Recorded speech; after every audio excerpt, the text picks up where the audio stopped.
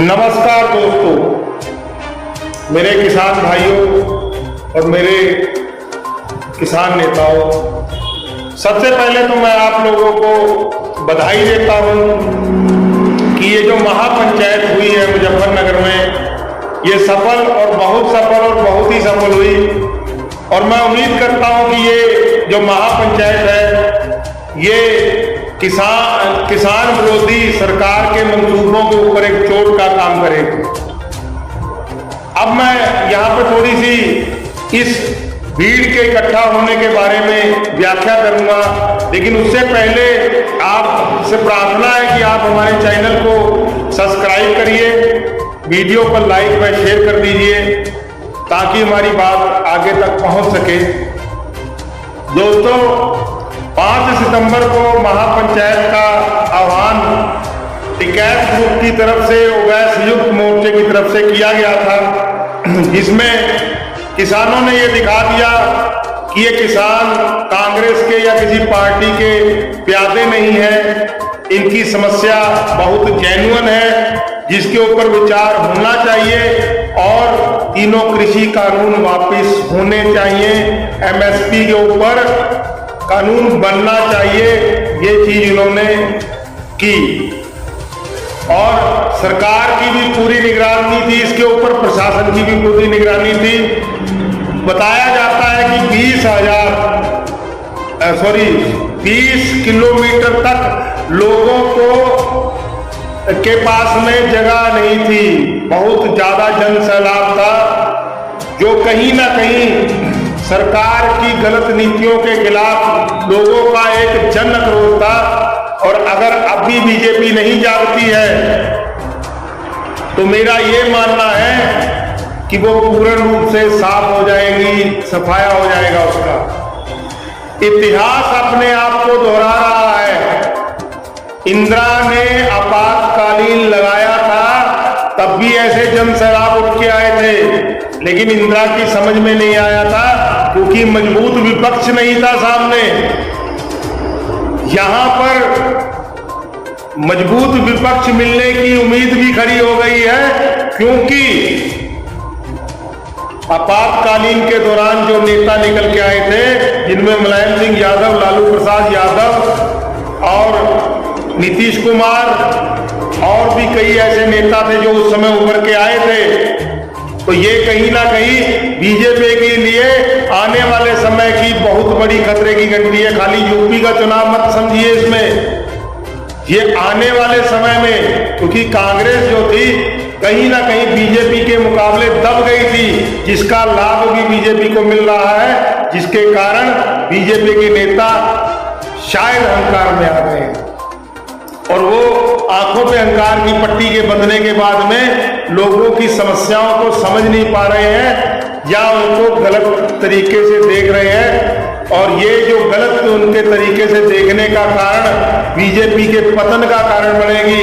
जिस नरेंद्र मोदी के बलबूते पे बीजेपी एक बहुत बड़ी पार्टी के रूप में उभर के आई थी, वही नरेंद्र मोदी में उसका जो टोला है वो इस पार्टी को डुबाने का काम करेगा। दोस्तों, ऐसे नहीं लोग अटल बिहारी वाजपेयी को सम्मान देते हैं, याद करते हैं। ये जो कूटनीतियां हैं ये बहुत जरूरी है। चलो, ये तो बीजेपी का अपना मसला है, समझे ना समझे, लेकिन यहाँ पे एक सीट उभर के आ गई है। खाली ये बीजेपी विरोधी नहीं थी, ये सैलाब हर उस पार्टी के विरोध में था जिन्होंने किसानों को और जनता का खून सिरिंजों के द्वारा निकाला है।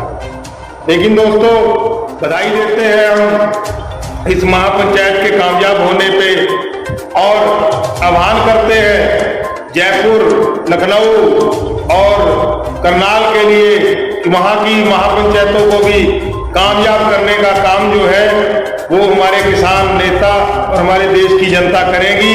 और सबसे बड़ी बात, इतने जन सैलाब के बाद में भी कोई ऐसी अप्रिय खबर नहीं आई जिससे इन महापंचायत के ऊपर बट्टा लग सके। और तीसरी बात दोस्तों, कुछ लोगों ने शायद कल दिक्कत की थी तो टिकैत जी ने बलबीर सिंह राजेवाल को बीच में से टोक के उनको थोड़ा सा गर्म किया था, वो जरूरी भी था, क्योंकि बहुत से लोगों की नज़र इसके ऊपर लगी हुई थी।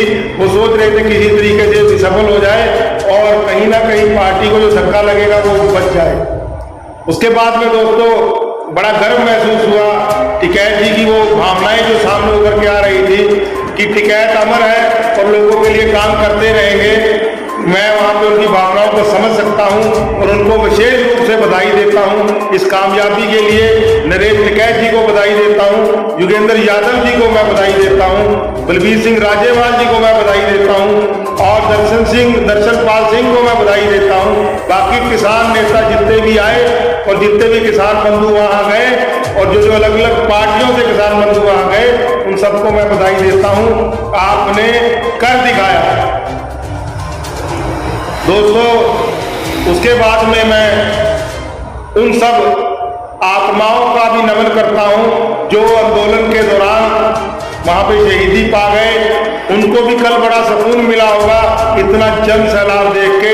उनकी शहादत जो है उसकी अब कोई कीमत तो नहीं है, लेकिन उनकी शहादत का जो है अब उन्होंने जो शहादत का जाम दिया उसका अब फल मिलना शुरू हो गया है। लोग जग रहे हैं और ये उम्मीद है कि इतने जन सैलाब की खबर जब और भाइयों के पास में जाएगी तो ये बढ़ेगा, ये अब कम नहीं होगा।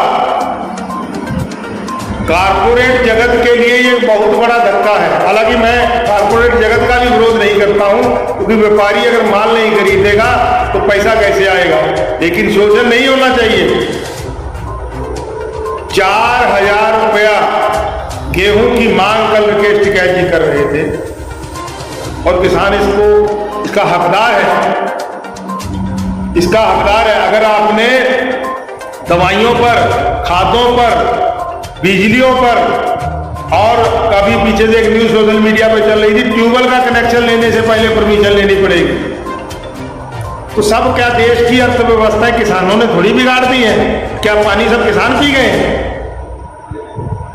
तो आप किसी ऐसे व्यक्ति जो थोड़ा सा कमजोर है उसके सिर के ऊपर ठीकरी थोड़ी फोड़ दोगे? ये बात आप किसानों ने बता दी है। पहले क्या होता था, पराली जलाओगे तो फैक्ट्रियों का प्रदूषण दब जाता था, किसान की पराली को दोषी मान के उनके ऊपर जुर्माने लगा दिए जाते थे। फैक्ट्रियों का पानी, गंदा पानी नीचे के पानी को गंदा कर रहा है, किसान को कहते थे आप धान उगाते हो, पानी कम जब हो रहा है।